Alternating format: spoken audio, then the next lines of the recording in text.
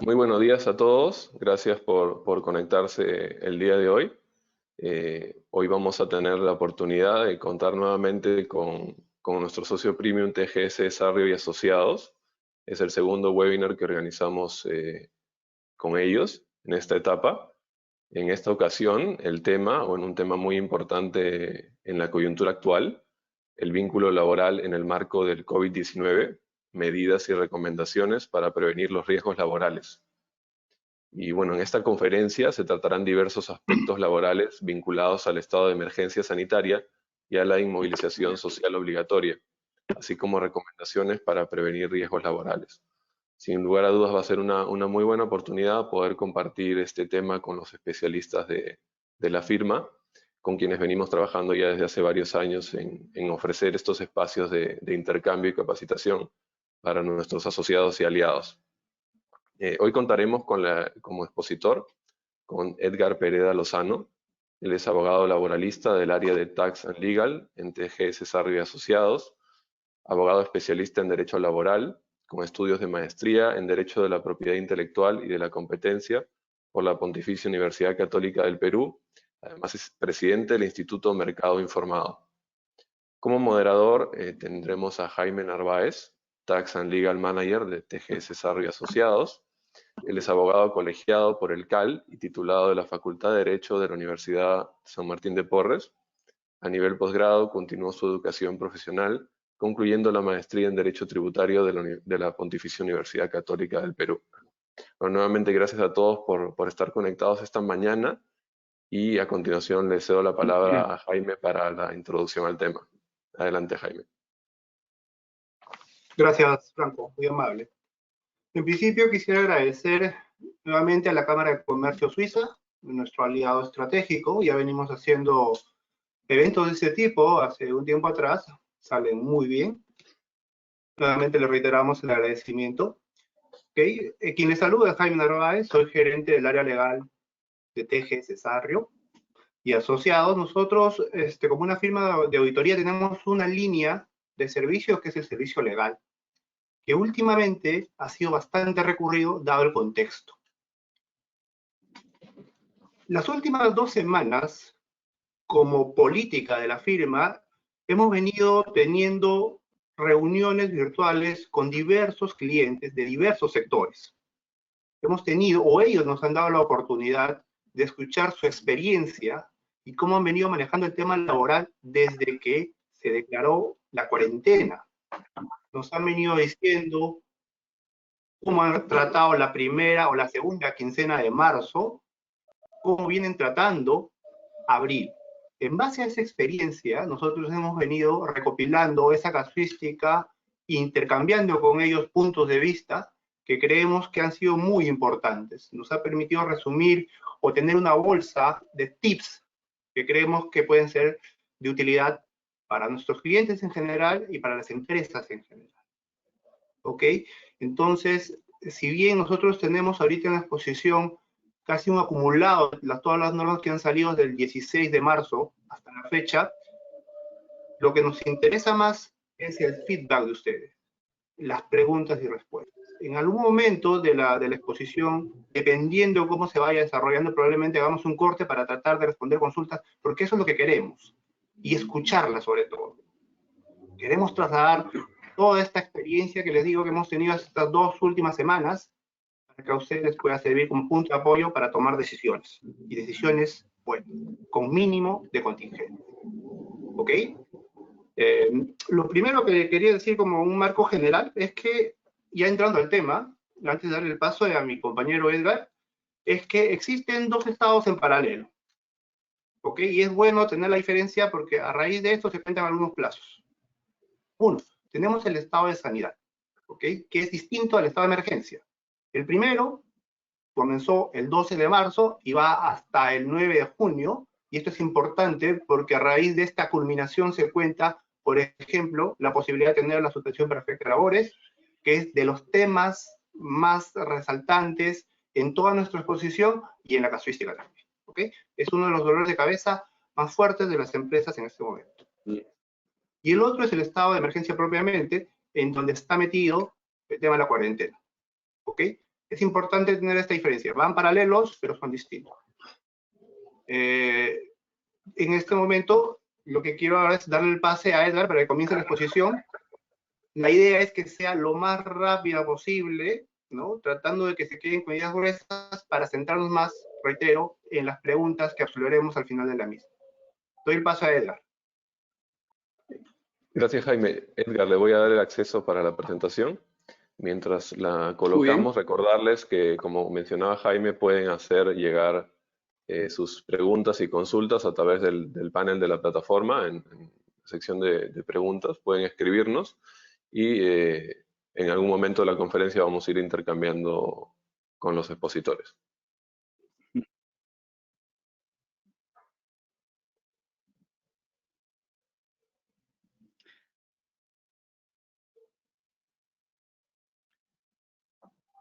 ¿Me comentas si ya se visualiza mi pantalla?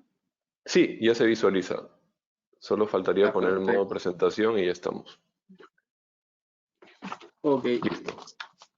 Gracias. El Adelante. día de hoy vamos a conversar sobre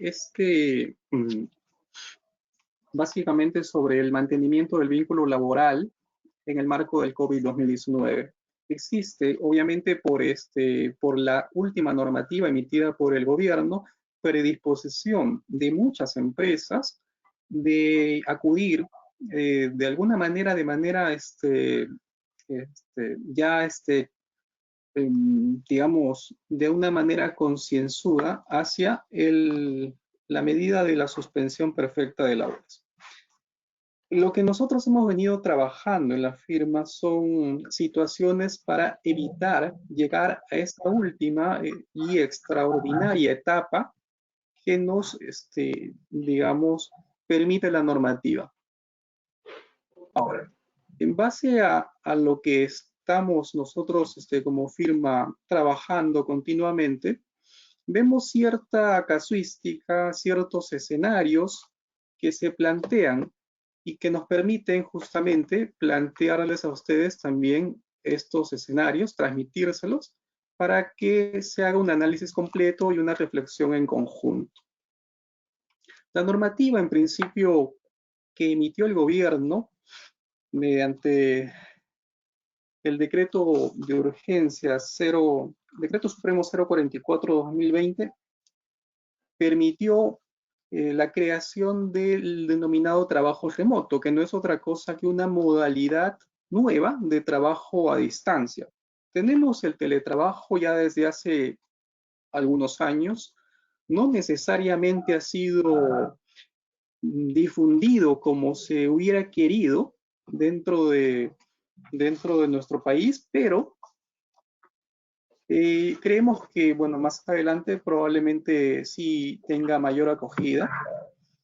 Sin embargo, dado la premura de la declaratoria del estado de emergencia, el gobierno creó una figura jurídica y la puso a disposición del empleador y del trabajador, que es el denominado trabajo remoto.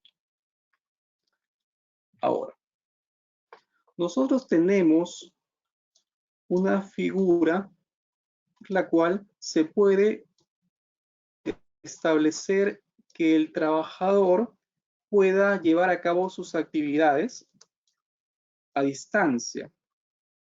Sin embargo, con esta nueva figura jurídica se flexibiliza el trabajo a distancia. Haciendo un paralelo, el teletrabajo requería un acuerdo entre empleador y trabajador.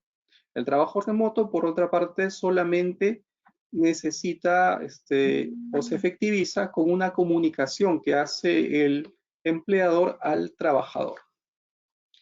Pero esta es una forma de llevar a cabo la actividad económica. Sin embargo, esta tiene que tener en cuenta diversos factores para que pueda ser aplicada. En principio, tiene que la empresa poder llevar a cabo operaciones a distancia.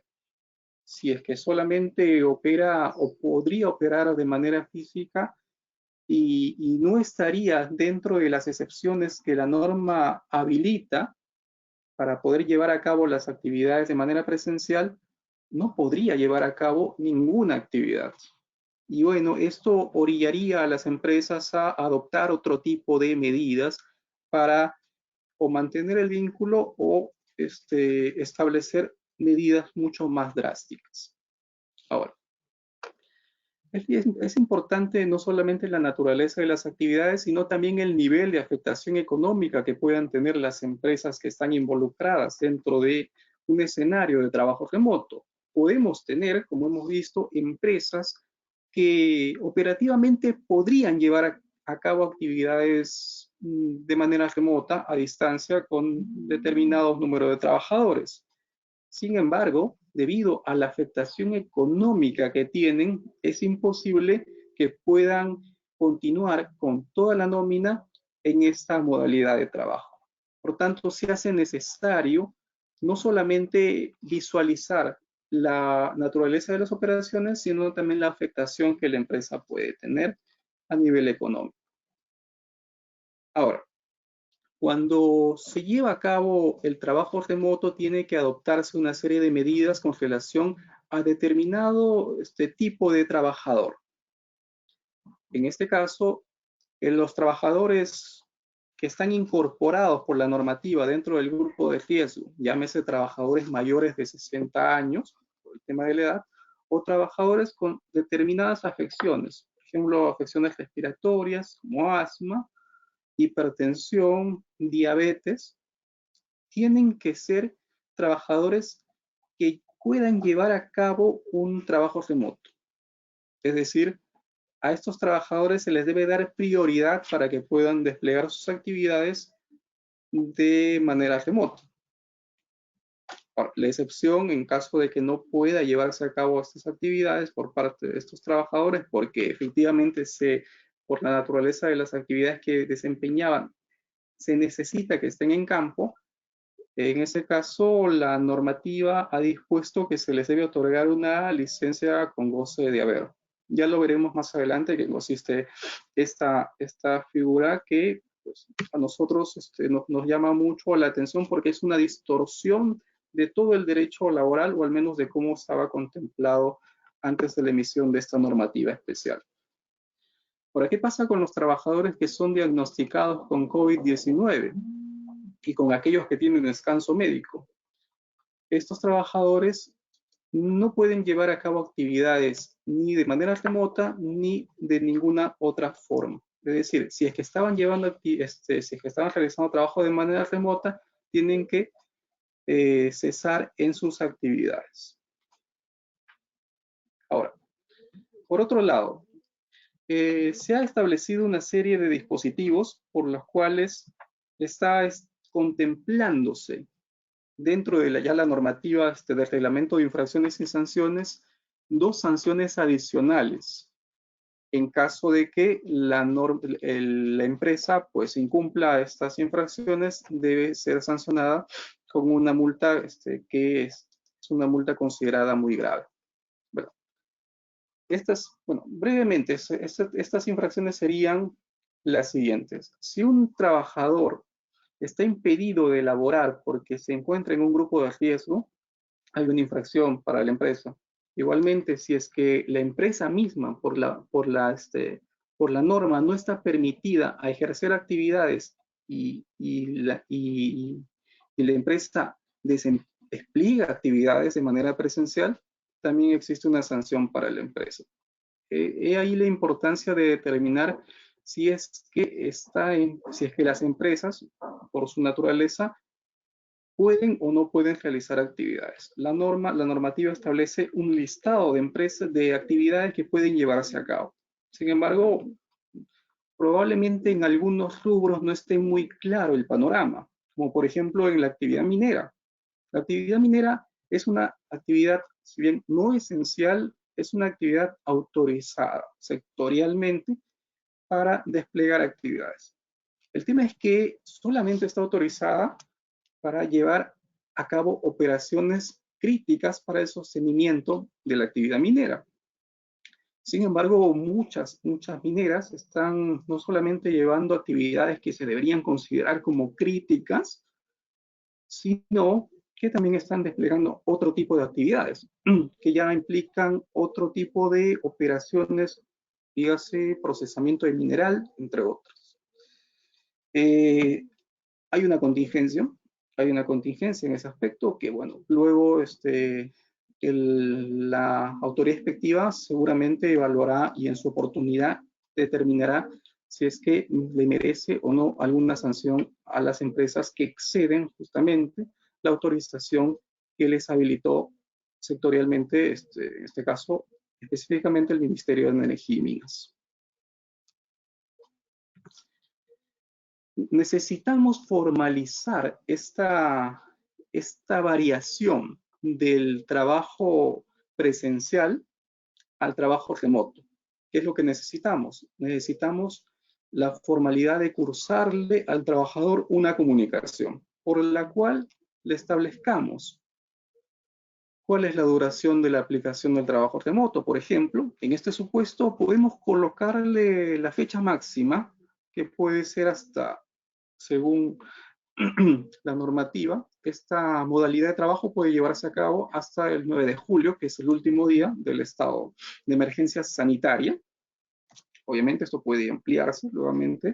Seguramente el gobierno ampliará este estado de emergencia sanitaria, pero también puede establecerse duraciones mensuales y tener de esa manera la empresa cierto manejo respecto a la modalidad de trabajo que está llevando a cabo su personal.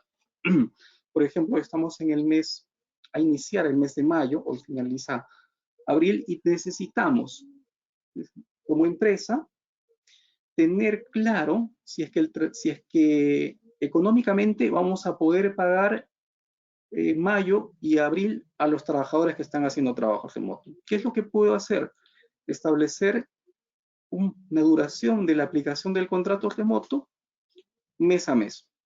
Es decir, establezco el trabajo remoto que sea hasta mayo, todo mayo, y viendo si financieramente la empresa todavía puede sostenerse, puede cumplir con el pago de la remuneración de los trabajadores en esta modalidad, continuar junio y así hasta el plazo máximo que la norma lo permita. Bueno hacer esta escala a veces para tener un mejor manejo de la operatividad de estos trabajadores.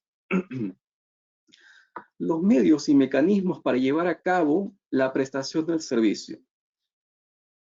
Se puede llevar a cabo no solamente por medios, por soportes electrónicos, sino también quizás por medios físicos. La norma en este caso es más extensa que lo que establece el trabajo remoto. Puede establecerse que se va a llevar a cabo un sistema, un acceso, por ejemplo, por parte del trabajador a una plataforma para que éste pueda registrar su hora de entrada. Igualmente, señalar su hora de salida. Es importante el registro de entrada y salida porque nos permite determinar cuánto tiempo efectivamente el trabajador está laborando. La premisa de la cual parte de la norma es de que el trabajador necesita estar a disposición de la empresa. Pero si el trabajador no está, que el tiempo del horario de trabajo que se le ha asignado en el trabajo remoto a disposición de la empresa no estaría obligada a pagarle todas las horas que comprenden esta jornada de trabajo. Por tanto, ahí hay la posibilidad de hacer un cálculo ajustado al real trabajo y a la real disposición que tenga el trabajador con relación a la empresa y establecer en base a ello la remuneración que debe percibir mensualmente. Ahora, las funciones o tareas que tienen que desempeñar tiene que determinarse expresamente. Si es que el trabajador antes, cuando estaba haciendo un trabajo en el centro de labores, desempeñaba 10 funciones y ahora, debido a esta coyuntura, no puede desempeñar estas 10 funciones, sino operativamente solo puede desempeñar 5, tiene que establecerse efectivamente que las funciones que va a desempeñar serán esas 5. Bueno, tiene que establecerse informativamente cuáles son las medidas, condiciones y recomendaciones de seguridad y salud en el trabajo que el trabajador debe cumplir en su domicilio o en su lugar de aislamiento. No puede el empleador estar, digamos, no puede saber si el trabajador está en condiciones adecuadas, si es que en principio el trabajador no le señala o no le informa cuál es su condición internamente o cuál es el lugar en el cual está desempeñando sus actividades. De alguna manera, descriptivamente, previamente a que el empleador le señale cuáles son las medidas y condiciones de seguridad que necesita implementar el trabajador, este trabajador tiene que informarle al empleador cuáles son las condiciones en las cuales está desplegando sus actividades. Ahora, por otra parte, en relación a los equipos o medios o soportes que necesita el trabajador para llevar a cabo la prestación de sus labores, el trabajador mismo puede poner a disposición de la empresa no solamente su trabajo, sino también sus equipos. Ahora, a diferencia del teletrabajo, en este caso no hay la obligatoriedad por parte de la empresa de hacer el pago en compensación por el uso de estos equipos, sino más bien está ya a discreción de un acuerdo mutuo para ver si es que, por ejemplo, se lleva a cabo un pago de la línea de teléfono o de la línea de internet o de la computadora, si es que el empleador no está usando la computadora de la oficina, sino su computadora personal. Hemos visto problemas de aplicación básicamente de esta modalidad de trabajo con los temas de seguridad. Hay muchos trabajadores que por la premura con que se expidió esta declaratoria de emergencia nacional no pudieron sacar los equipos que tenía la empresa dispuestos para que ellos trabajen, sino que utilizaron sus propios equipos de trabajo y lo siguen usando. Sin embargo, no tienen, por ejemplo, las laptops, por lo general, sistemas de seguridad adecuados cuando son laptops de uso personal. No tienen sistemas de antivirus o protección contra cualquier filtración por parte de terceros. Y hay un problema que tienen que trabajar muchas empresas en mejorar sus sistemas de seguridad cuando están desplegando actividades con sus trabajadores de manera remota.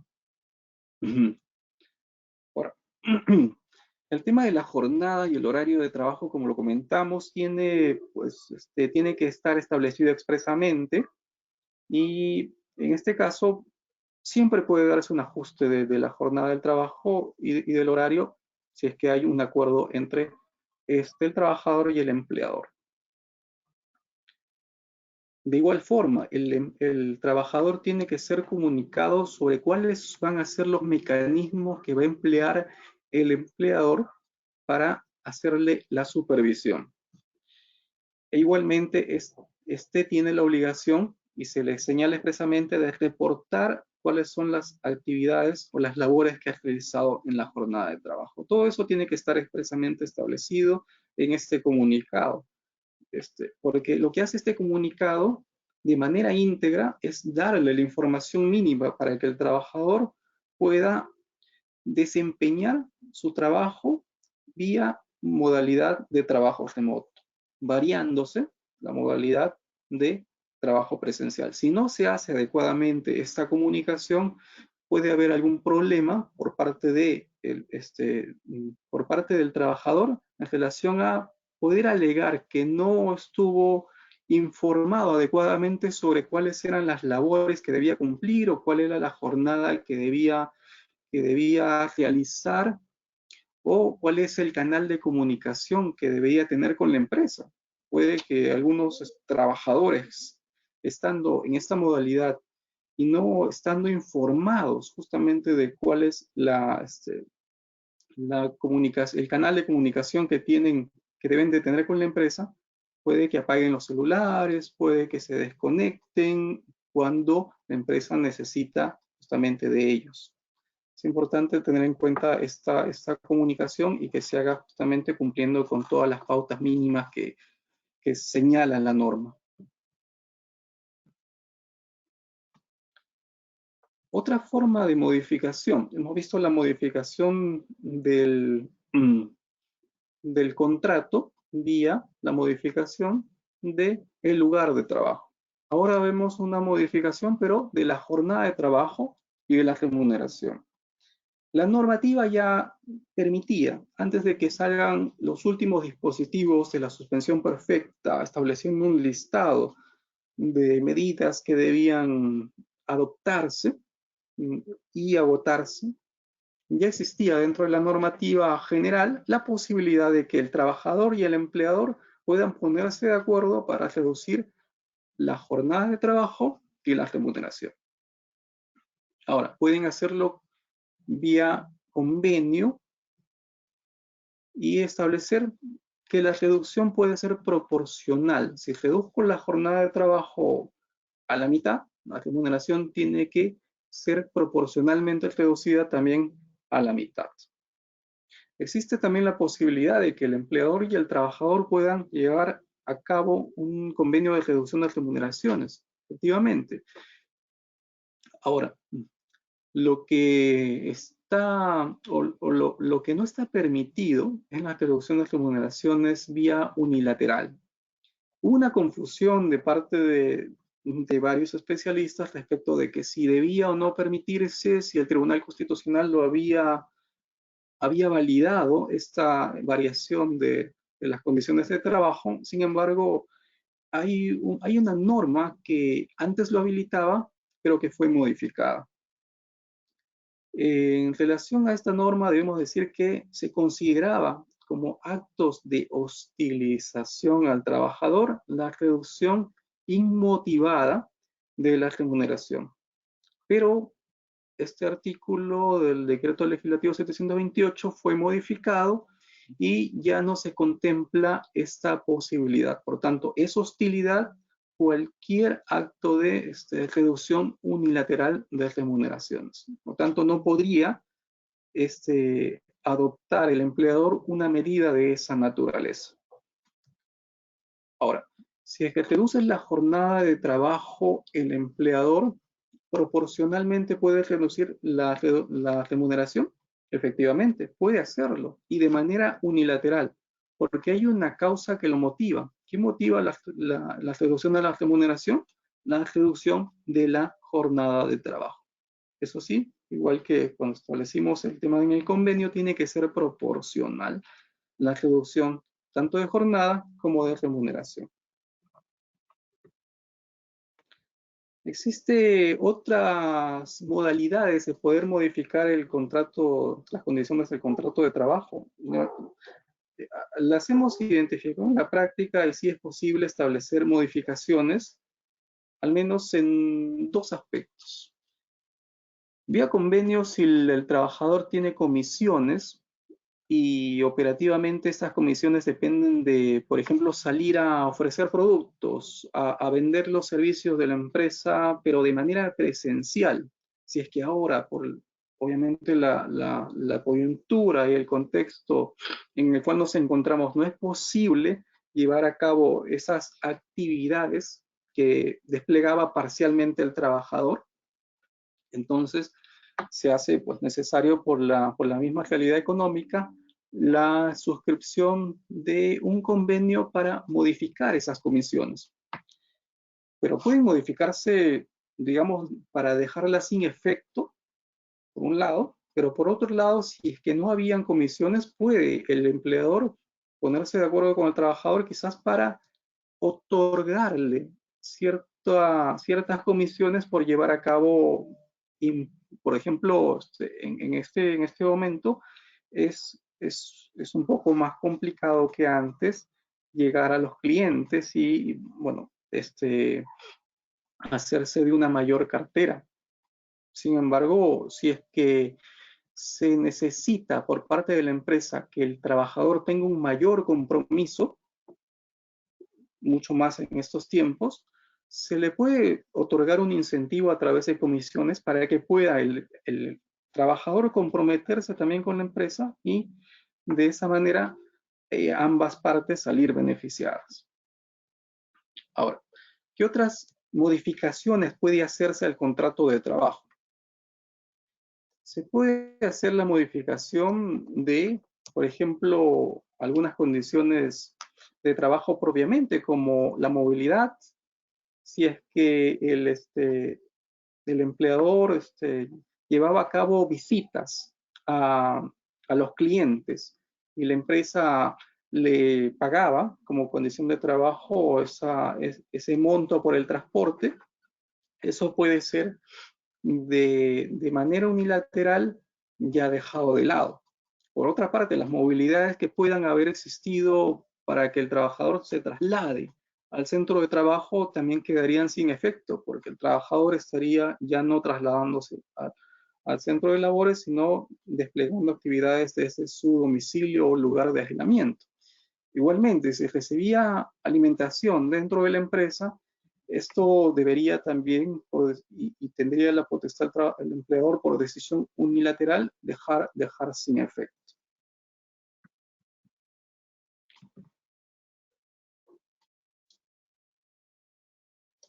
Bueno.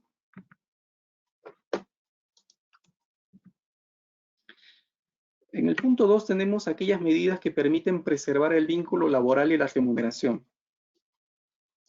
Podemos señalar como una primera medida que hemos identificado, analizar cuál es la naturaleza jurídica de la licencia de goce compensable.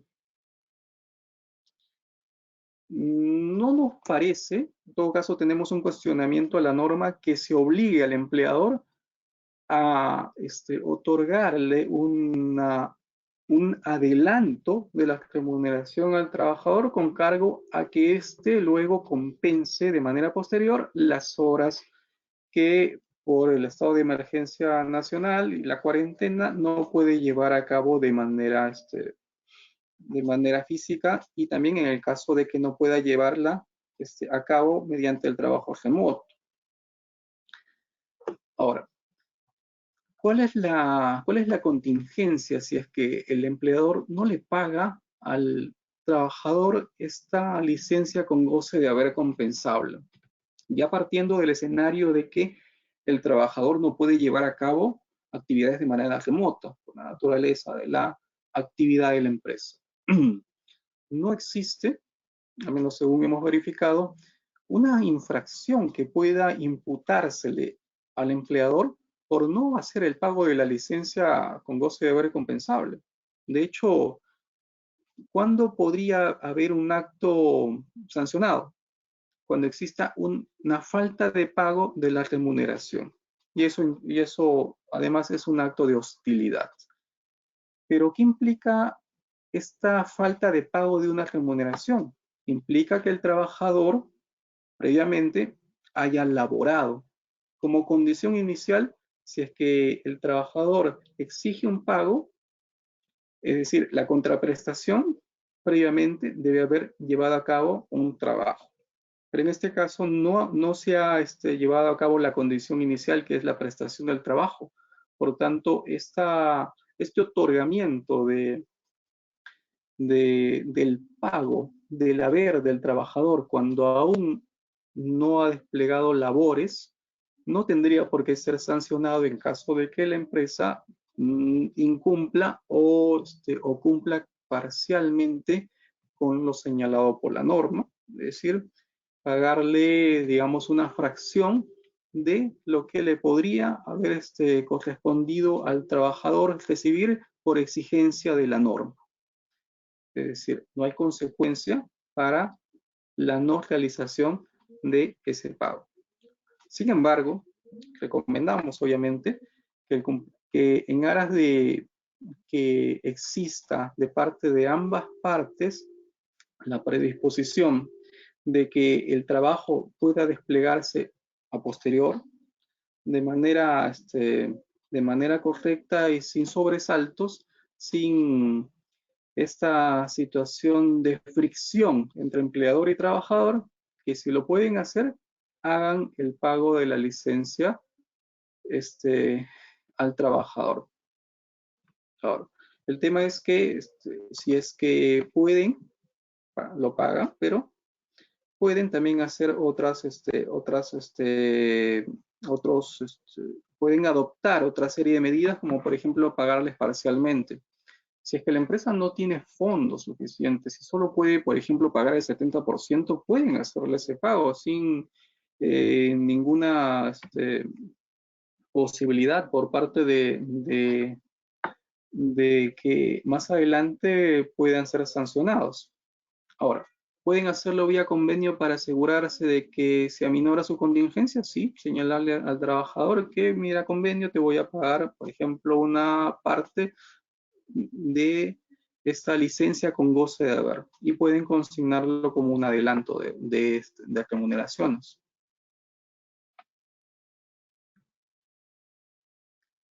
Ahora, ¿qué otras medidas preservan el vínculo laboral y la remuneración? Antes de que salieran las disposiciones del Decreto Supremo 038, ya se establecía en la práctica que se podía otorgar vacaciones a los trabajadores en estos días de cuarentena. Sin embargo, solamente se podía hacer efectivo ese otorgamiento de vacaciones si existía un convenio entre el empleador y el trabajador. Ahora, también era posible por convenio hacer adelanto de vacaciones. Ahora, con la emisión del Decreto Supremo 038, Decreto de Urgencia 038, ya se abre la posibilidad de que el empleador pueda, por decisión unilateral, así como lo establece el Decreto Legislativo 713, que es la norma general de vacaciones, otorgarle al trabajador vacaciones y señalarle cuál será la fecha en que éste tomará sus vacaciones. Tanto esas también son medidas que puede adoptar el empleador, tanto de manera consensuada con el trabajador vía convenio o de manera unilateral. Ahora, en el caso de que se otorguen vacaciones de manera unilateral, estas solamente pueden ser otorgadas en relación a las que hayan sido ya adquiridas pero no gozadas. Más no se puede hacer un adelanto en el otorgamiento de sus vacaciones. ¿Qué otras medidas puede adoptar el empleador para preservar tanto el vínculo laboral como la remuneración?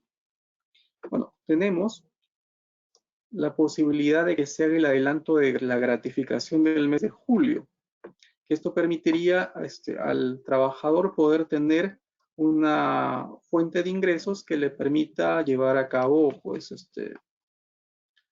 para poder solventar sus gastos. ¿Esto se puede hacer? Sí, se puede hacer vía convenio.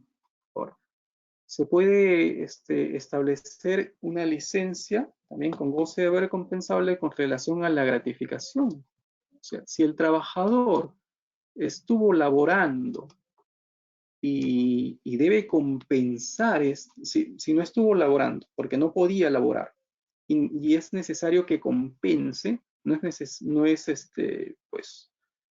no necesariamente deberá compensar con horas, porque hay situaciones por las cuales, por la naturaleza de la actividad, no es posible realizar la compensación con horas de trabajo. Esa compensación que debería hacerla, entonces puede canjearla con su gratificación, si es que se llega a cabo un acuerdo con el empleador. Ahora, una opción también que nos establece, que nos facilita la norma, es aplazar el depósito de la CTS de mayo. Sin embargo, existen dos excepciones claras que establece la norma. Yo puedo aplazar como empleador el pago de la CTS de mayo, puedo aplazarla hasta noviembre en relación a mis trabajadores que ganen menos de 2.400 soles como renta bruta. Además, la otra prohibición es que si es que yo ya ingreso a una suspensión perfecta de labores, no puedo llevar a cabo el aplazamiento del depósito de la CTS de mayo. Esas son las únicas excepciones. Por lo demás, es posible llevar a cabo esta decisión de aplazar el depósito de la CTS. Sin embargo, para ello, el empleador tiene que previamente cursarle una comunicación al trabajador señalándole que va a adoptar esta medida de aplazamiento que está dispuesta por la normativa.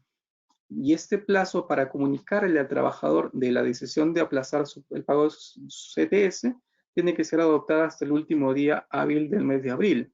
En este caso sería hoy. Hasta hoy existe el plazo para que se haga el aplazamiento por parte de las empresas que no se encuentran exceptuadas del aplazamiento del depósito de la CTS de mayo.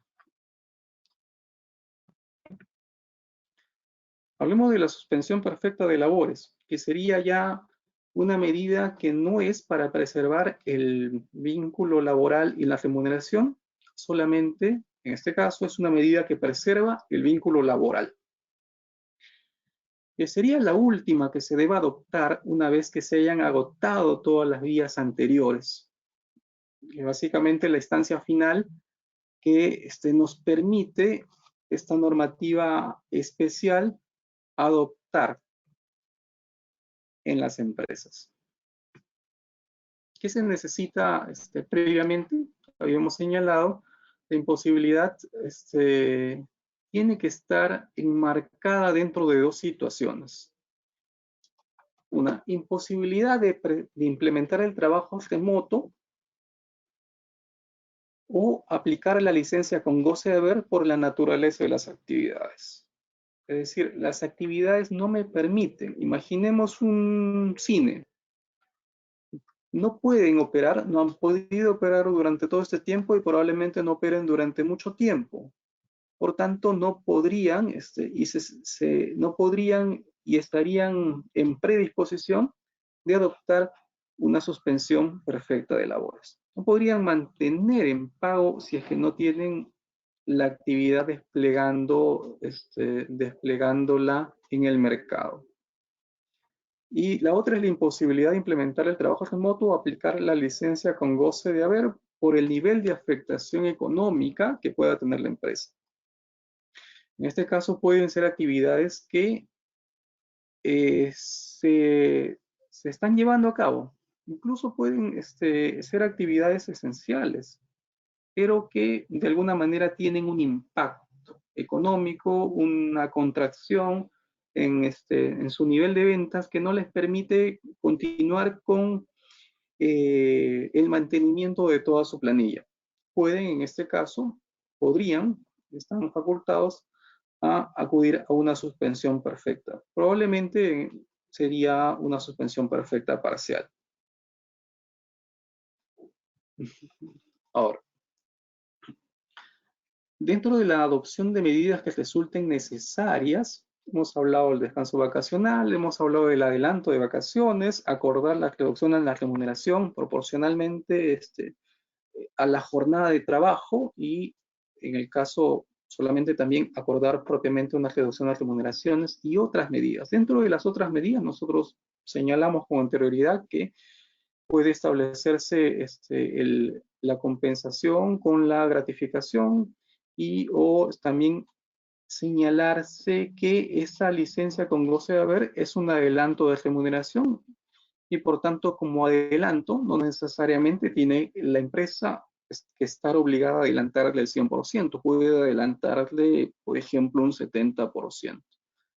Son medidas que permiten que la empresa continúe operando, llevando a cabo sus actividades, porque lo último que quiere la norma, lo que quiere evitar justamente es la adopción de la medida de la suspensión perfecta de labores. Bien, tenemos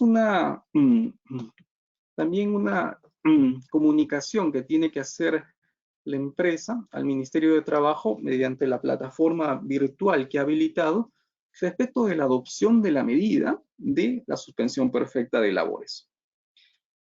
¿Qué debe contener este formato, este llenado del formato y también de los datos que deben llenarse en la plataforma. Lo fundamental es el sustento de la suspensión perfecta de labores. ¿En qué se basa? ¿Cuál es el fundamento que permite a la empresa poder poder adoptar esta medida de suspensión perfecta de labores? Puede ser por la naturaleza de las actividades, que no sea posible aplicar el trabajo remoto ni la licencia con goce de haber, o puede ser, por otra parte, que sea por el nivel de afectación económica, que no le es posible otorgar esta licencia con goce de haber y que tampoco pueden hacer el trabajo remoto. O puede ser un mix de ambos, si es que la empresa está en ambas situaciones.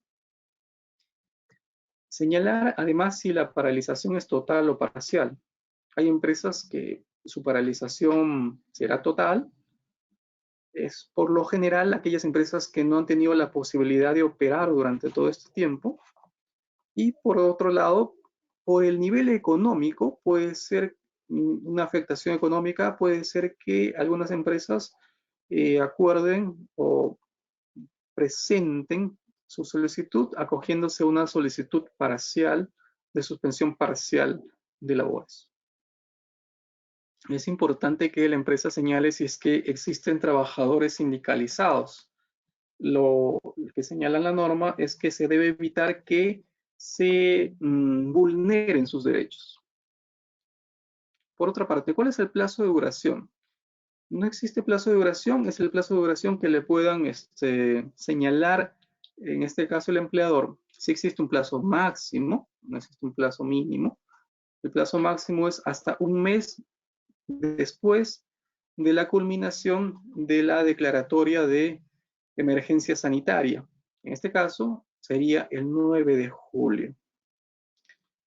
Además, tienen que anexarse la relación de los trabajadores que estarán comprendidos de esta medida de suspensión perfecta y anexos facultativos que en este caso pueden incorporar, en el caso de nivel de afectación económica, la planilla del mes, si estamos abril, del mes anterior y también el PDT de ventas del mes anterior, lo cual también tienen que hacer comparativamente con los mismos documentos del mes de marzo del año 2019 para hacer esta comparación que señala la norma con la finalidad de establecer cuál es el nivel de afectación económica y si están contemplados justamente dentro de esta medida.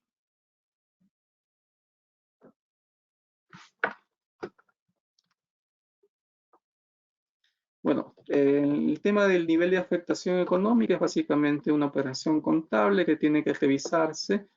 Sí se recomienda realizar un informe técnico contable para evitar cualquier atribución de responsabilidad a la gerencia o a otro órgano decisor. Siempre es bueno que hagan un cálculo adecuado en base a un informe que permita sustentarlo. Ahora, ¿cuáles son las medidas compensatorias para los trabajadores una vez que se haya adoptado la decisión por parte de la empresa de ir a suspensión perfecta? Se abre la posibilidad, en este caso, para que los trabajadores puedan disponer de sus CTS. Si tienen suficiente saldo en su cuenta de CTS, pueden disponer del equivalente a una remuneración mensual y en caso de no tener saldo suficiente, la norma les habilita a poder solicitarle al empleador el adelanto de la gratificación y el adelanto de su CTS del mes de mayo. Por eso, por eso estaba exceptuada dentro de las posibilidades de hacer el aplazamiento de mayo aquellas empresas que iban a la suspensión perfecta de labores. Ahora, también existe una medida adicional a favor de los trabajadores, que es la de disponer de un retiro extraordinario de 2.000 soles de su cuenta individual de capitalización de su AFP. Ahora, para poder llevar a cabo este retiro extraordinario tiene que estar la medida de suspensión perfecta de labores aprobada por el Ministerio de Trabajo. Por lo tanto, esto no va a ser tan práctico si es que el trabajador, si es que se quiere que el trabajador tenga liquidez de manera inmediata, porque el Ministerio de Trabajo tiene 7 días después de los 30 días que tiene la autoridad expectiva para emitir su pronunciamiento si aprueba o no aprueba. Son días hábiles la medida de suspensión. Por tanto, esto puede demorar en hacerse efectivo. Y además, si es que no está autorizada, luego de todo este plazo, el trabajador no podría hacer efectivo este beneficio. Y aquellos trabajadores que no tienen CTS, como los de la microempresa, si tienen una remuneración menor a 2.400 soles, pueden solicitarle a E-Salud una prestación económica denominada de protección social de emergencia del coronavirus COVID-2019. Esta es por un importe de hasta 760 soles que puede, pues, mensual, que puede ser otorgada durante todo el lapso que dure la medida de suspensión perfecta de labores. A ver. Ahora, ¿qué pasa si la empresa brinda información falsa?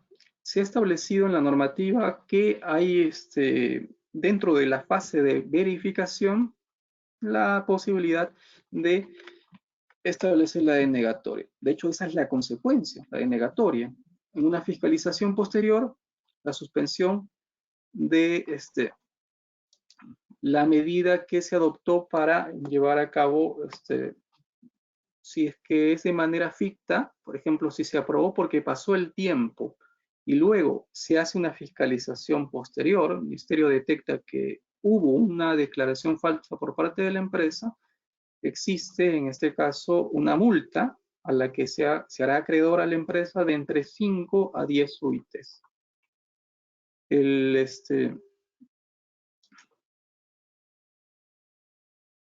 Además, se abre la posibilidad, bueno, si es que la medida de suspensión perfecta queda denegada, o si es que la medida en fiscalización posterior queda nula, el empleador tiene la obligación de pagarle al trabajador la remuneración y todos aquellos beneficios que durante la suspensión perfecta no pagó. Y ahora, eso es a nivel administrativo. A nivel jurisdiccional, la empresa está expuesta a una denuncia, se cursa comunicación al Ministerio Público, quien emitiría, en todo caso, una denuncia por declaración falsa, lo cual está sancionado con pena privativa de libertad de entre 1 a 4 años. Ahora, ¿cuáles son las medidas post-cuarentena que puede adoptar la empresa? Es importante tener en cuenta que el trabajo remoto solamente tiene una vigencia de duración hasta el 9 de julio. Luego, la opción que tiene la empresa es la que establece la normativa general, que es el teletrabajo. El teletrabajo, sin embargo, tiene una limitación que tiene que ser acordado entre las partes. No hay la posibilidad de que de manera unilateral el empleador decida que un trabajador vaya a realizar teletrabajo. Por tanto, si es que va a adoptarse esta medida, que creo que es la medida que tiene que adoptarse para preservar el distanciamiento social en la mayoría de casos, o en los casos en los que sea posible, tiene que convenirse, salvo que exista alguna modificación más adelante de esta normativa relacionada al teletrabajo, o que se amplíe la posibilidad de realizar el trabajo remoto. ¿Cuáles son las medidas que está adoptando SUNAFIL? ¿Qué documentación está pidiendo actualmente? Y que ya está siendo objeto de sanción a las empresas que no cuenten con esta documentación. Tiene que tener toda empresa que está prestando actividades de manera presencial, que está permitida por la norma, que están permitidas actualmente por la normativa, tienen que tener sus programas de vigilancia médica, registro de inspección interna de seguridad y salud en el trabajo, libros de actas donde consten las reuniones que tienen respecto a las acciones preventivas que están adoptando, instructivos de reducción de aforo. Eso es importante que se tenga presente, no solamente para esta etapa que estamos viviendo, sino también para la posterior, que se va a desarrollar una reducción de aforo, y las empresas ya tienen que ir trabajando en cómo van a implementar esta reducción de aforo, cómo van a quedar los trabajadores que están de alguna manera saliendo del esquema del trabajo presencial. Obviamente pueden trabajar de manera remota o ver algún tipo de call que no sea tampoco un call que aglomere a tantas personas. Es decir, tienen que ir trabajando en un diseño que les permita tener a su personal, si bien comprometido, distanciado, al menos distanciado físicamente. Implementar iconografías, por ejemplo, material visual que diga cuáles son las medidas que debe adoptar un trabajador para tener mayor higiene en el trabajo. No sé, quizás limpiar el celular cada cuánto tiempo, sus equipos, lavarse las manos a cada determinado lapso de tiempo, etcétera. Además, hay protocolos que tiene que establecer internamente y externamente. Externamente tiene que establecerse de cara a los clientes, y también exigirle a los proveedores que implementen protocolos si es que hay una interacción con ellos, si es que hay un desplazamiento hacia el centro de trabajo. Ahora, finalmente, ¿cuáles son las medidas que debe adoptar la empresa post cuarentena y como recomendaciones? Tiene que realizar la evaluación del aforo del centro de trabajo para ver quiénes pueden continuar trabajando de manera presencial y quiénes van a continuar con el trabajo remoto, y o posteriormente realizar el teletrabajo. Establecer también un modelo de trabajo que permita la disminución del contacto físico entre trabajadores que están o que se señale que van a continuar laborando de manera presencial. Hay que realizar periódicamente también pruebas médicas, las pruebas médicas necesarias. Quizás no haya posibilidad para las empresas de acceder a sistemas de diagnóstico del virus COVID-2019 en estos momentos y probablemente en un buen tiempo, pero pueden hacer pruebas básicas como medición de la temperatura de una persona.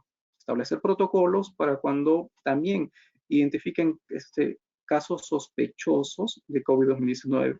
Capacitar a los trabajadores para que puedan prevenirse en evitar el contagio del virus.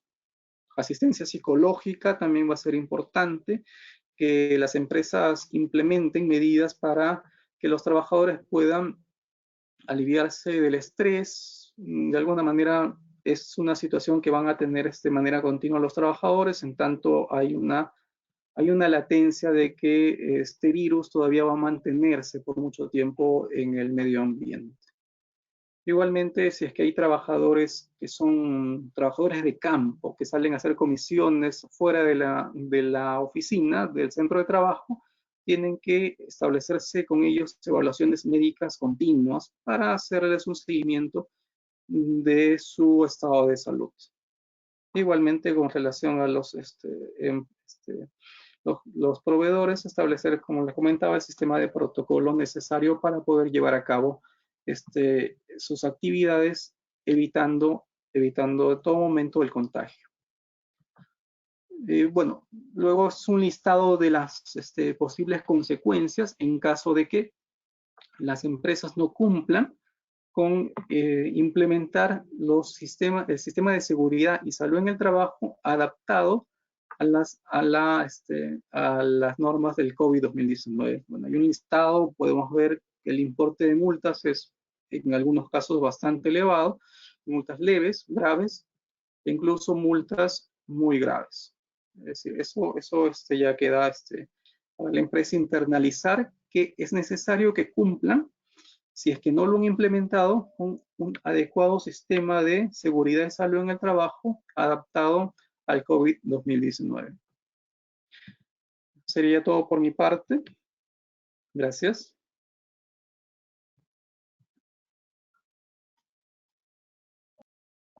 Muchas gracias, Edgar, por la presentación. Vamos a pasar a la sección de las preguntas con Jaime. Jaime, adelante, por favor. Faltaría activar tu micrófono, Jaime. Listo. Gracias, Franco, por el Adelante. pase. Genial. En principio, a los participantes les agradecemos su tiempo, por favor.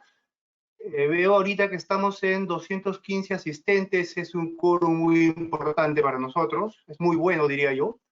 ¿Ok? Vamos a pasar a las preguntas y respuestas. Tenemos, en la realidad, diversas preguntas. En un segundo, por favor. Que Franco me las ha venido pasando en interno. Las he venido clasificando, queremos, lamentablemente no vamos a poder seguramente por el tiempo responder todas, pero vamos a dar relación a aquellas que estén vinculados a temas de desvinculación, ¿ok? Principalmente.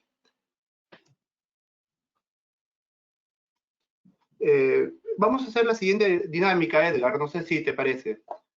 Edgar, ¿me escuchas? Sí. ¿Qué te parece Jaime. si yo leo la pregunta? ¿Ok? Tú la absuelves, Okay. y si por ahí podemos generar algún debate en particular, lo hacemos, y si no, vamos avanzando con la siguiente, ¿no? A los participantes, si es que la opinión mía y la de Edgar no concilian, qué bueno, ¿no? Porque se van a poder llevar dos enfoques para que lo puedan analizar, y si desean, más adelante podemos en interno discutir más a profundidad. Antes de pasar a las preguntas, hay una referida a los ratios. Como comentaba Edgar, lo más recomendable es que se respalden en un informe que haga los comparables. Me han hecho una pregunta, nos han hecho una pregunta más o menos larga, pero no quisiera profundizar ahí. Lo único que quisiera decirles ahí es que la comparable es en función aquella del mes previo a la toma de la decisión, comparándola con el mismo mes del año anterior. El ejemplo sencillo es, tendría que comparar el ratio de abril con el de abril de 2019. Si los puntos porcentuales hacen la diferencia que esté en el cuadrito, se abre la posibilidad de la suspensión perfecta de labores. Aplicable para mayo. Y así. Esa es la lógica. Entonces, vamos con la primera pregunta. Quisiera complementar esa respuesta señalando que en el caso la empresa, por ejemplo, quiera llevar a cabo la suspensión perfecta en el mes de abril y no haya generado actividades el mes de marzo, es decir, tenga 0 de ventas, en este caso es un supuesto automático para poder optar por la suspensión perfecta de labores. Buenísimo, Edgar. Hay una pregunta puntual sobre esa, la vamos a ver en orden. A ver, comenzamos con la primera.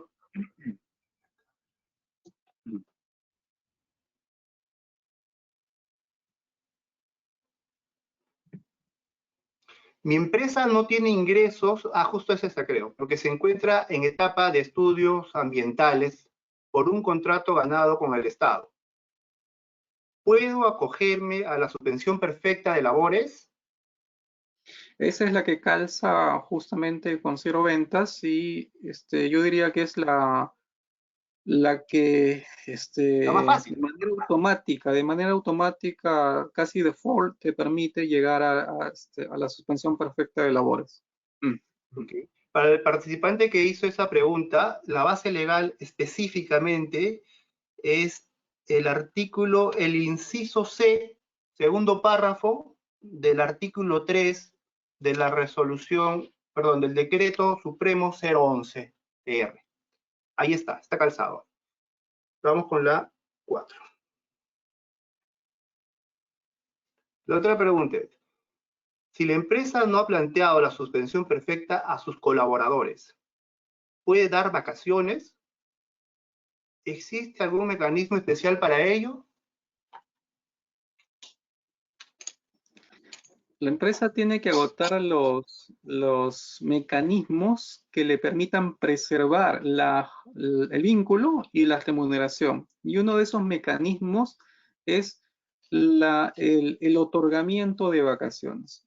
Sin embargo, existe la posibilidad de que por la naturaleza de la actividad, la empresa no pueda otorgar estas medidas previas al trabajador, dado que no solamente por su actividad, que no estén operando, sino también podemos sumarle a su nivel de afectación económica, es decir, dos afectaciones a la vez, no hagan posible que la empresa pueda agotar estas vías previas.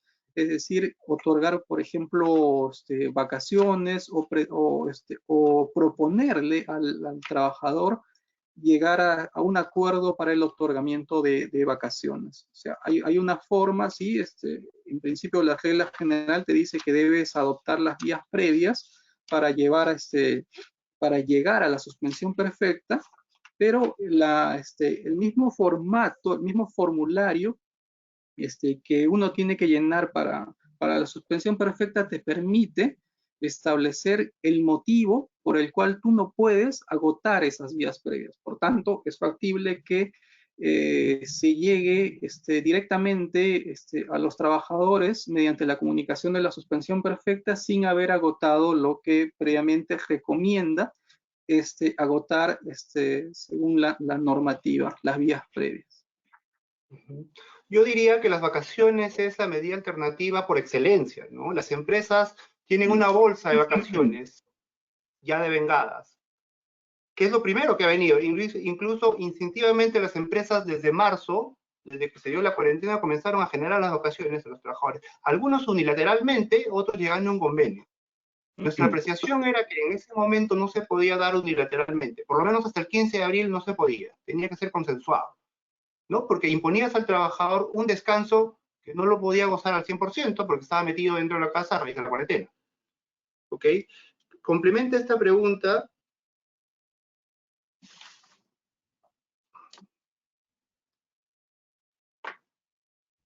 ¿Existe algún mecanismo especial para ello? Yo diría, siempre el consenso va a ser, creo que un punto positivo cuando la administración quiera revisar, en el caso que vayan a suspensiones perfectas, que hubo acuerdo. Porque la norma, en toda la parte de la norma dice diálogo, consenso. Entonces, si bien hay la posibilidad de hacerlo unilateral, el consejo es hacerlo consensual. El mecanismo, un convenio.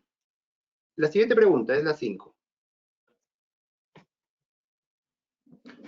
¿Cómo quedan las licencias sin goce de haber suscritos de mutuo acuerdo entre el trabajador y la empresa antes del decreto de urgencia 038? ¿Son inválidos? Son medidas que de conformidad a lo dispuesto por ambas partes, perfectamente legales. En la medida que esta licencia sin goce de haber, lo que básicamente hace es retrotraer la situación antes de que la norma exija un pago por por una labor no realizada. Por tanto, esta licencia sin goce de haber es básicamente decirle al trabajador, tú no vas a tener a futuro una creencia conmigo. Por tanto, vas a tener la posibilidad de más adelante, sí, llevar a cabo tus actividades luego de este levantamiento de esta licencia, sin la correspondiente acreencia que pueda generarse por este adelanto, porque esta licencia con goce de haber es un adelanto de la remuneración por un trabajo no realizado por el trabajador. Correcto, totalmente de acuerdo. Son acuerdos plenamente válidos.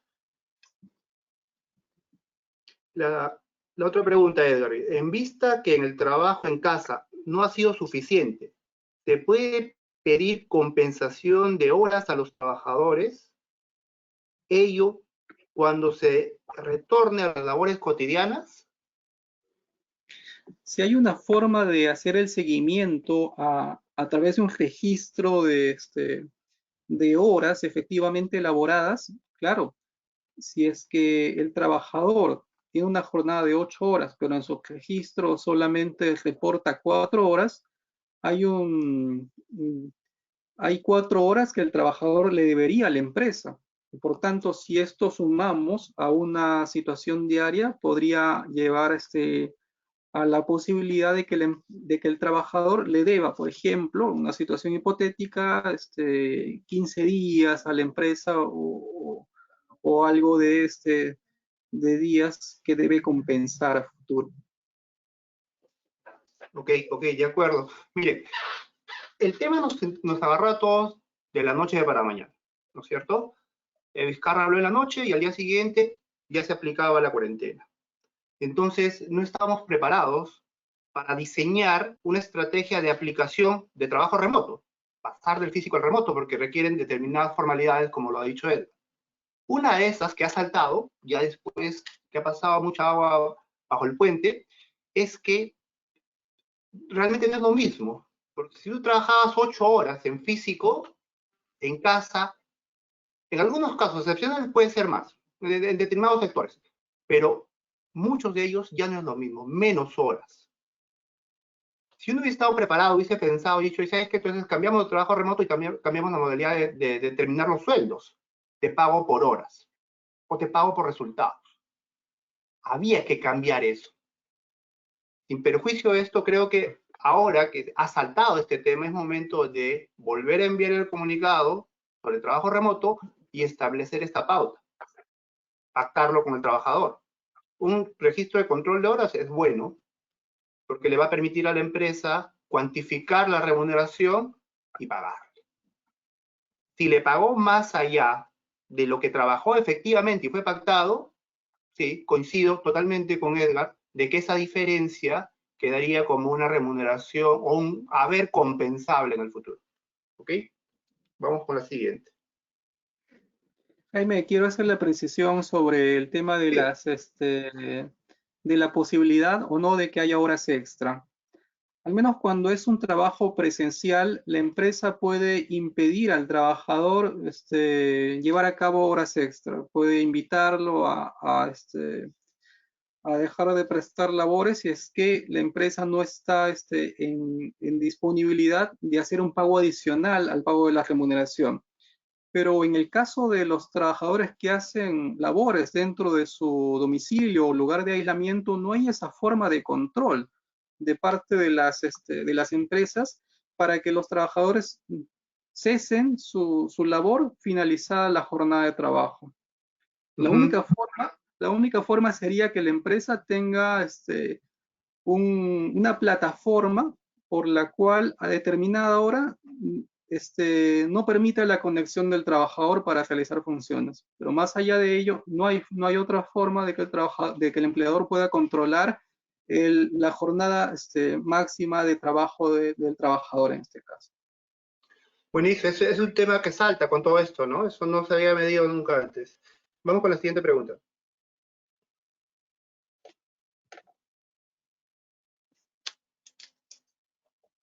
¿Es posible continuar con el trabajo remoto luego de terminada la cuarentena? ¿Cómo la ves, Edu? La cuarentena no es digamos, la fecha en la cual culmina la vigencia del trabajo remoto, sino la fecha es la de la emergencia sanitaria, la cual se extendería en todo caso hasta el 9 de junio. Y probablemente si es que hay una prórroga de esta emergencia sanitaria, también pueda, consiguientemente, prorrogarse el trabajo remoto si es que la empresa todavía decide mantener esta forma de trabajo. En todo caso, está supeditada siempre a la fecha de la finalización de la declaratoria de emergencia sanitaria. Y después de la emergencia sanitaria, ¿tú qué dices? La opción es el teletrabajo. La única opción, al menos, pesado, ¿no? Que es más duro. Esa es una modalidad claro, no tan dinámica como el trabajo remoto. Y el teletrabajo exige que haya un acuerdo entre ambas partes, a diferencia del trabajo remoto que con una comunicación al trabajador ya quede implementado. Bueno, sería bueno en realidad que el gobierno mire ese punto y reemplace al teletrabajo por el trabajo remoto, ¿no? ¿no? Que es más dinámico. Además, aún terminada la cuarentena, muchas industrias, muchas familias nos vamos a autoaislar. Probablemente hablemos con nuestros empleadores y dijimos, oye, la modalidad que ahorita puede aplicar sigue siendo el trabajo remoto por un tema de salud, ¿no es cierto? Yo creo que eso en el camino lo vamos a ver. Particularmente, nosotros queremos que sí es válido, aún cuando no salgan normas que regulen luego del estado de emergencia, continuar el trabajo remoto pactado, ¿no? Vamos con la siguiente.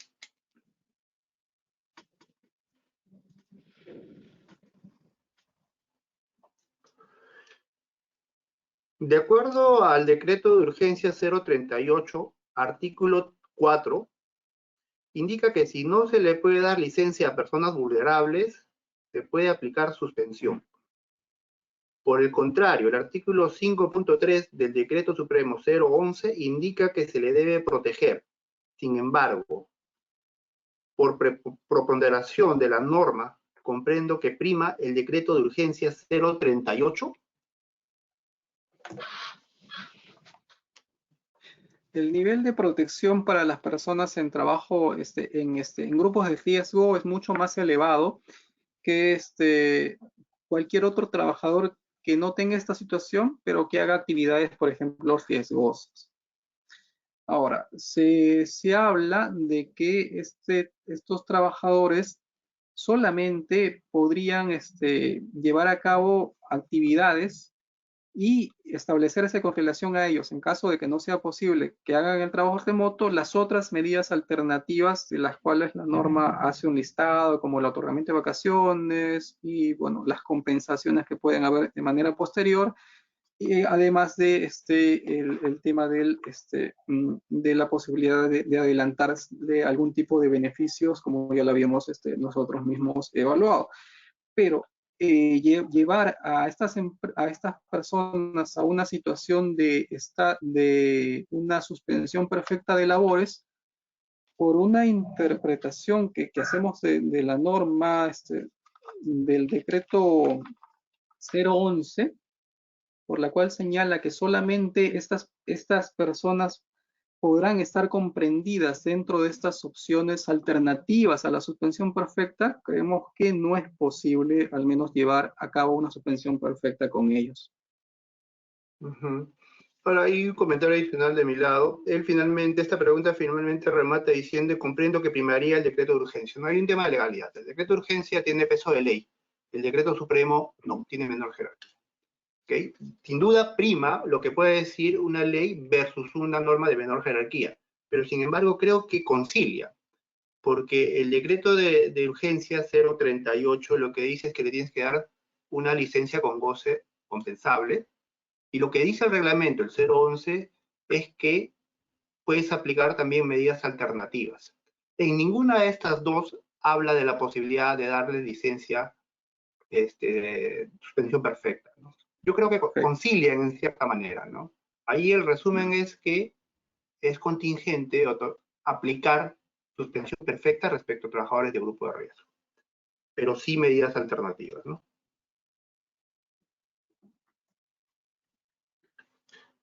Una pregunta es, ¿el plazo máximo es 9 de junio o 9 de julio? Para la suspensión perfecta de labores se extiende un mes adicional a la finalización del estado de emergencia sanitaria. Si el estado de emergencia sanitaria finaliza el 9 de junio, al extenderlo por un periodo de 30 días adicionales, tenemos que la fecha máxima para la suspensión perfecta de labores es el 9 de julio. Buenísimo. Vamos.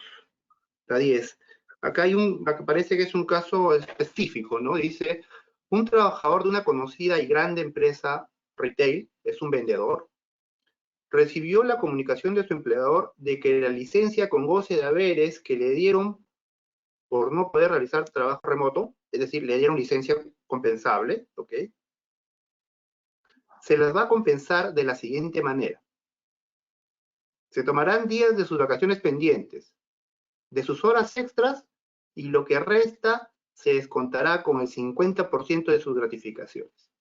Es legal que la empresa compense de esa manera la licencia con goce de haberes. ¿Qué pasa en caso el trabajador no acepte este acuerdo que en realidad es una imposición? ¿Te quedó claro, Edgar? ¿Te quedó claro el caso? Para que exista una compensación, o sea, es posible hacer la compensación respecto a estos conceptos siempre y cuando hay un acuerdo entre las partes. Si es que de manera unilateral la empresa impone la forma de compensación, sí estaríamos ante un acto pues arbitrario de parte de la empresa. La compensación en todo caso tiene que ser acordada con el trabajador. Desde que salieron las normas, el primer mensaje del Estado, del gobierno fue licencia con goce compensable, ¿no? Una de estas normas señalaba que tenían que ponerse de acuerdo, y señala hasta ahora, mejor dicho, la forma como debería compensarse, y ya eso era abierto, pero decía que tenía que haber un acuerdo. Y si no había acuerdo, tenía que aplicar horas extras. ¿Ok? Ante una imposición, aplicaría solamente horas extras. Pero hay que ver un tema práctico también, ¿no? Se ha extendido, ya estamos casi a 2 meses, en la que un empleador puede haber estado dando las licencias con goce a los trabajadores y el trabajador está haciéndose deudor, o sea, le debe horas de trabajo. La posibilidad de compensarle a través de horas extras se va a extender mucho. Es un aspecto que un trabajador tendría que evaluar también, ¿no? Porque va a tener que quedarse 2 horas probablemente después de la jornada ordinaria, o tal vez ir el fin de semana, etc. Tal vez le conviene agarrar un poco de sus vacaciones y matar un poco la deuda. Sería cuestión de conversarlo, pero en concreto no se puede imponer. Lo que sí se puede imponer son las horas extras. Los otros conceptos no. Tienen que llegarse a un acuerdo.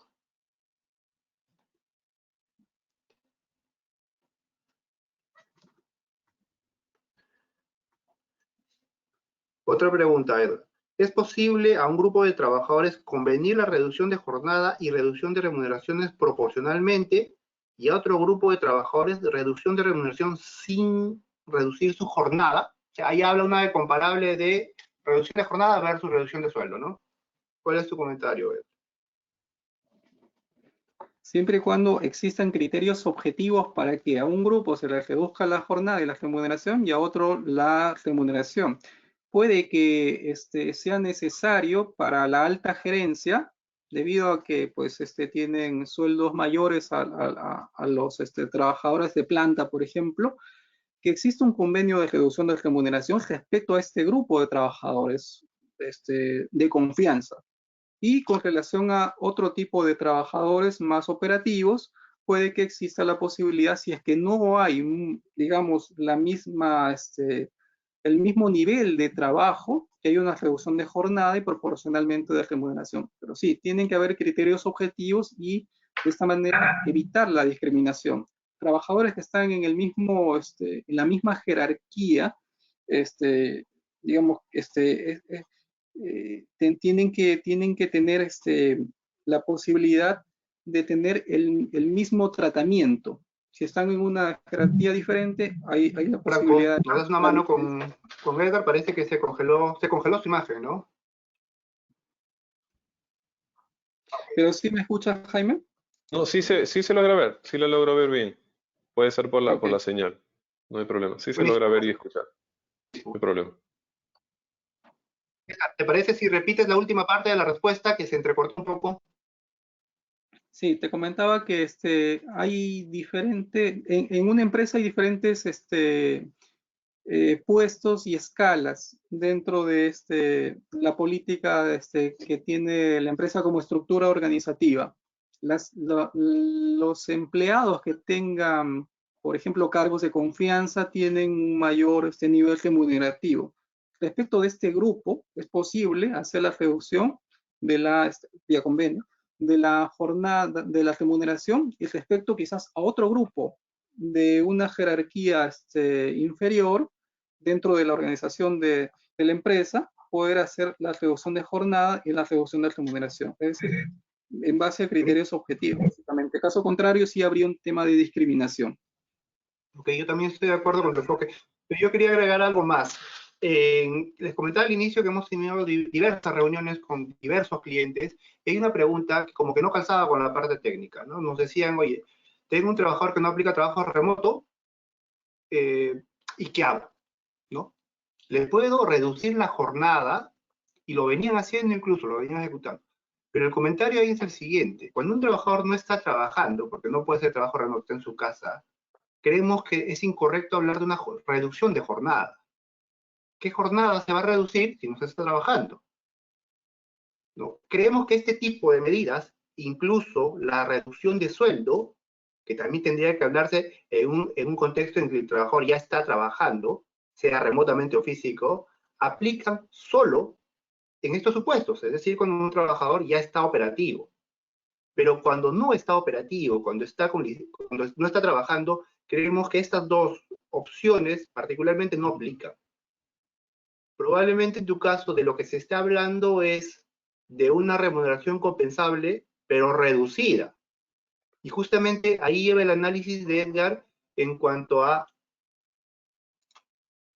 la naturaleza del haber compensable. ¿Qué es el haber compensable? ¿No? Edgar ha resumido que prácticamente es una deuda que se hace al trabajador, porque desde que el empleador le entrega este concepto que ha ordenado el Estado, el trabajador se vuelve deudor. ¿Okay? No es como una remuneración ordinaria, en la que el día 1, acreedor deudor, termina el mes, el empleador es el deudor, le paga y cumple su obligación. Acá no, porque no hay un trabajo efectivo. Creemos que lo que está pasando ahí es una bolsa de deuda del trabajador en favor de la empresa. ¿Ok? Ese comentario cierra el tema. Entonces, este punto, sigamos a la siguiente. Franco, sé que tenemos un límite de tiempo, a nosotros nos gustaría continuar. ¿Te parece si nos das un espacio más? ¿Se puede manejar Sí, eso? por supuesto, no hay ningún inconveniente. Ustedes como gusten, todavía tenemos bastante público conectado y creo que hay bastante interés en continuar absolviendo las consultas. Gracias a ustedes por el tiempo. Correcto, correcto. He visto que comenzamos preguntas y respuestas. De 209 ha bajado a 204, lo cual sigue siendo súper para nosotros. Un buen curso.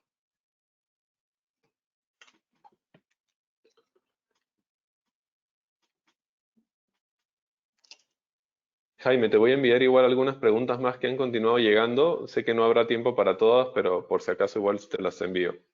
Sí, sí, pásamela, pásamela. Si yo sigo viendo que el quórum es el mismo, adelante. La 14, a ver. Todos mis almaceneros son mayores de 60 años. ¿Son personal de riesgo? La respuesta es sí. ¿Hasta cuándo no pueden regresar a trabajar? Todo este tiempo se ha considerado vacaciones, pero luego, ¿qué me recomiendan hacer? ¿Puedo considerarlos con licencia sin goce de haber y pueden cobrar AFP? ¿Por cuánto tiempo puede hacer eso? Ellos quieren regresar, pero la ley no me lo va a permitir.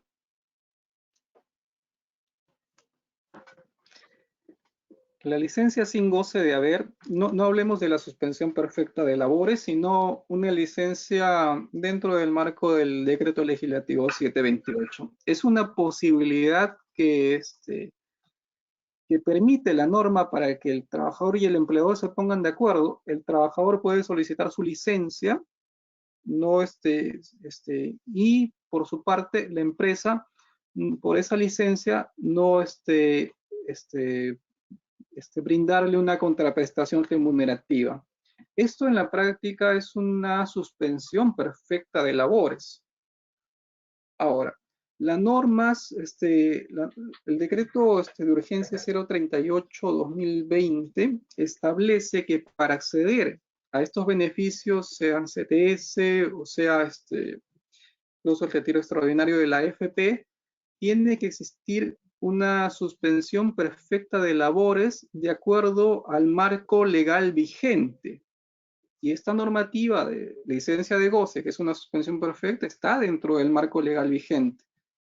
Ahora, no se han habilitado procedimientos por parte de la normativa para señalar si es que directamente por ejemplo, el empleador puede convenir con el trabajador y que vía convenio se decrete que hay una suspensión perfecta de labores, licencia sin goce, y ese documento le permita al trabajador acudir, por ejemplo, a su AFP o la entidad donde tiene depositado su CTS. Esa parte operativa no aparece en la normativa, parecería que, que no estaría contemplada la figura de la licencia sin goce, pero la normativa, al menos abiertamente, cuando señala que son aplicables estas medidas compensatorias, en caso de cualquier suspensión perfecta dentro del marco de la norma, parece que sí lo habilita. Sí lo habilita. Ok. O sea, si es que la suspensión perfecta no debería aplicar para grupo de riesgo. Hacerlo de manera consensuada igualmente estaría prohibido. Esa sería tu conclusión, Edgar. No que estaría prohibido, sino que Las consecuencias. permitiría generar esas consecuencias de tener un beneficio. Ahora el tema de llevar una suspensión perfecta, sí, vía Ministerio de Trabajo, sí está prohibido. Eso sí está prohibido. Ok. Claro, yo corrijo mi punto de vista, en realidad el término no es prohibido, ¿no? Yo diría que la palabra es contingente, ¿no? Porque hay que generarle una protección especial. ¿Cuál sería esa protección especial para que luego te vayas a la suspensión perfecta? ¿No? ¿Qué tipo? Yo me parece que genera una alta contingencia tomando una decisión en ese sentido y hacerlo consensuadamente, voluntariamente, al final se llegaría a una licencia, a una suspensión perfecta, ¿no? Vamos con la siguiente.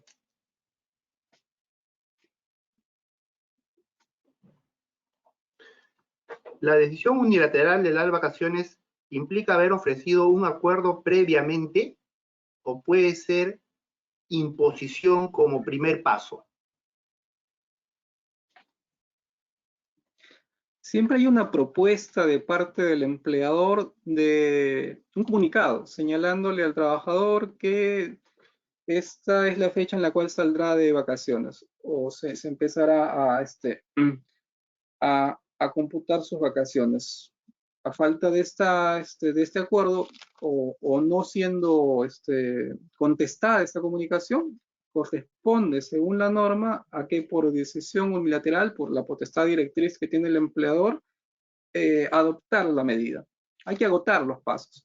Comunicación, propuesta, luego denegatoria, sea expresa o tácita de parte del trabajador, y luego adopción de la medida por parte del empleador.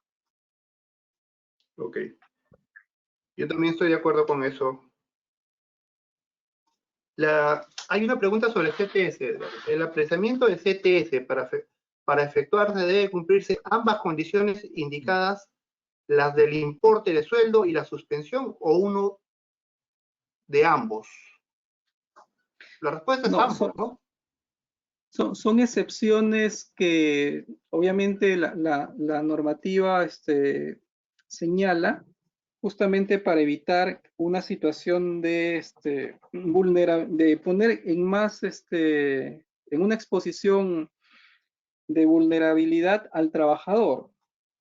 Si es que tiene suspensión perfecta de labores, si es que no está cobrando, se entiende, si no va a cobrar por un tiempo su remuneración, y se le prohibiría, y se le prohibiera también a este trabajador disponer de ese dinero porque la empresa lo aplazó el pago, ahí tendría un problema de quizás insuficiencia en sus fondos de CTS. Por eso, para evitar que el trabajador llegue a esa situación, se plantea esa excepción de los que van a las empresas que van a suspensión perfecta no se pueden acoger al aplazamiento. Y el otro supuesto es el que señala que si las empresas, respecto a los trabajadores que ganan menos de 2.400 soles, tampoco opera esa medida.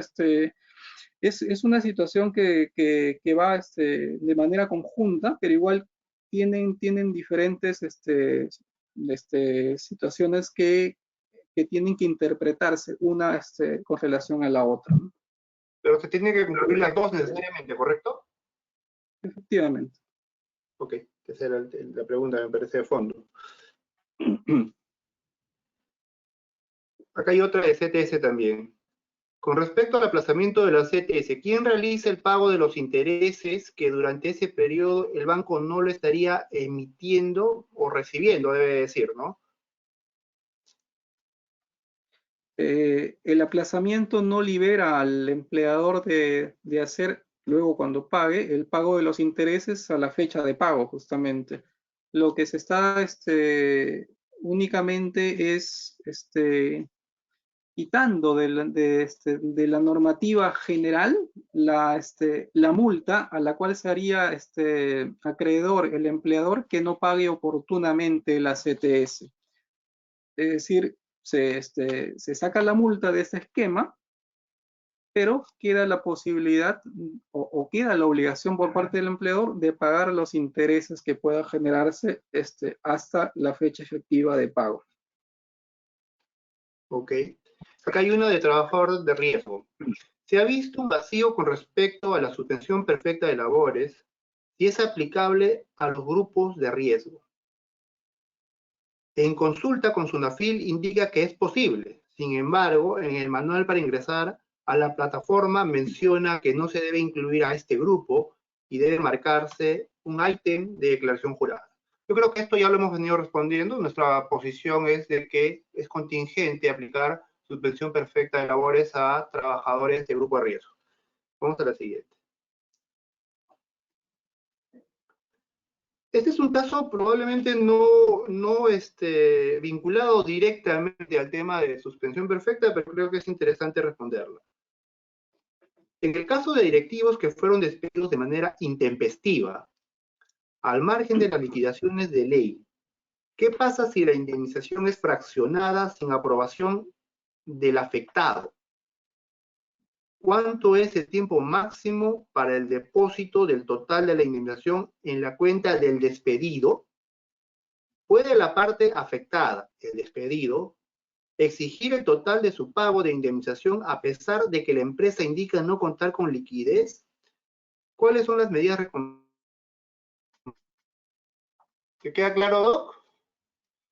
Es una, a ver, trato de adecuar esto dentro del contexto actual en el cual la empresa está, no sé si en situación de suspensión perfecta o está operando limitadamente o está en otra situación. Pero en el marco general sí existe una obligación. Sí.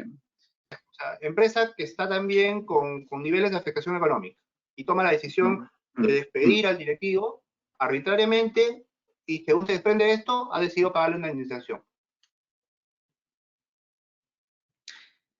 Existe, depende de la forma en que haya sido despedido y la naturaleza del trabajo, la naturaleza del cargo de este trabajador. Si es un directivo, es un trabajador, pues, que puede ser retirado de la empresa vía retiro de cargo de confianza.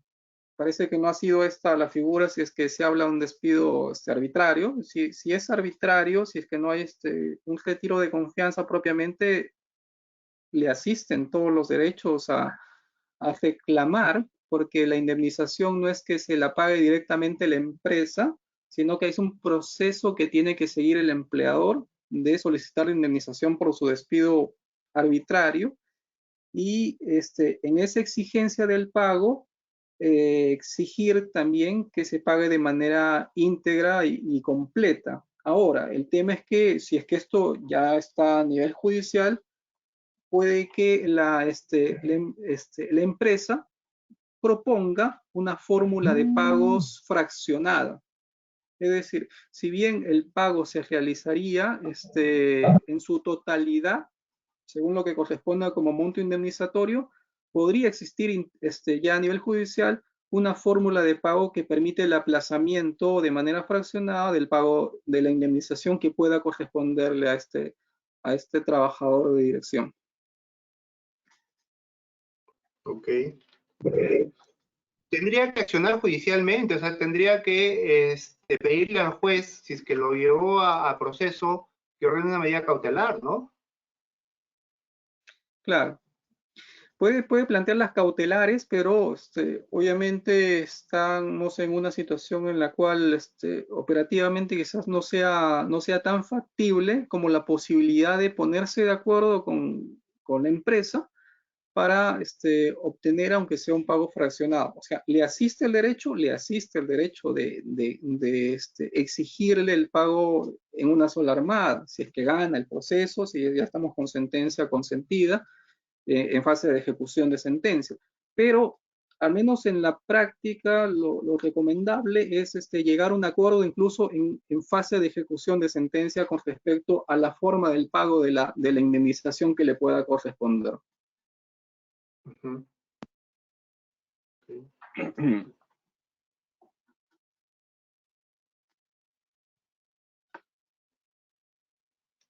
Acá hay una pregunta en relación al beneficio de la no retención de FP, ¿no? La medida compensatoria para los trabajadores afiliados a la ONP no es equitativa entre los afiliados de la FP y aquellos no pueden disponer de fondo alguno. ¿Qué podría hacerse con ellos?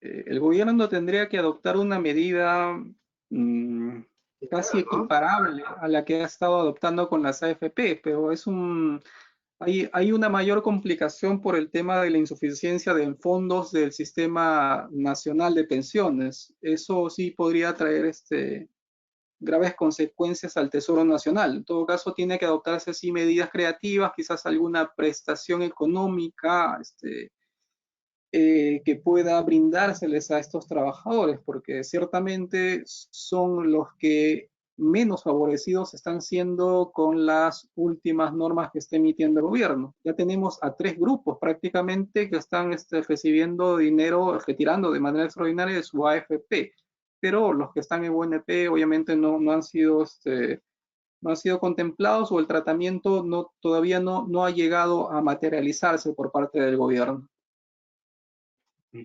Ok, vamos a leer lamentablemente la última pregunta. Tenemos en realidad muchas. Los tiempos ya nos han ganado. Les agradecemos de todas maneras, pero sin perjuicio de que esta sea la última que absolvamos en interno. Aquellos que están interesados nos pueden enviar un mensajito y a ver si conversamos, o otra vez por el WhatsApp podemos hablar un comentario adicional. ¿Es aplicable la reducción de sueldo unilateral si el Decreto Supremo 011 indica que debe darse en forma consensuada de acuerdo a la ley 1941, esta ley antigua? Si es únicamente reducción de sueldo, no es aplicable. Si es reducción de jornada y proporcionalmente la reducción de la remuneración, sí sería aplicable de manera unilateral. Pero la pregunta específica señala que sería una reducción únicamente de sueldo, y eso necesita un acuerdo entre las partes. Ahora, existía una confusión, porque antes el Decreto Legislativo 728, cuando señalaba cuáles son los actos de hostilización frente al trabajador, señalaba o establecía que era uno de ellos la reducción de la remuneración de manera inmotivada, lo cual habilitaba a que, si existía un motivo justificado, objetivo, podía en esos momentos reducirse la remuneración. Y hay justamente sentencias que, aplicando esa norma, validaron reducciones unilaterales de remuneración. Sin embargo, ese artículo del Decreto Legislativo 728 fue modificado el año 2017 y se suprimió la palabra inmotivada, con lo cual cualquier reducción de remuneraciones que se haga de manera unilateral es un acto de hostilidad por parte del empleador hacia el trabajador, y está prohibido por la normativa. Y la hostilidad es un despido indirecto, ¿no? Podría el trabajador iniciar un procedimiento por despido arbitral. ¿Ok? Les agradecemos muchísimo su tiempo. Nuevamente reitero, disculpas de no poder atender todas las consultas, en realidad hay muchísimas.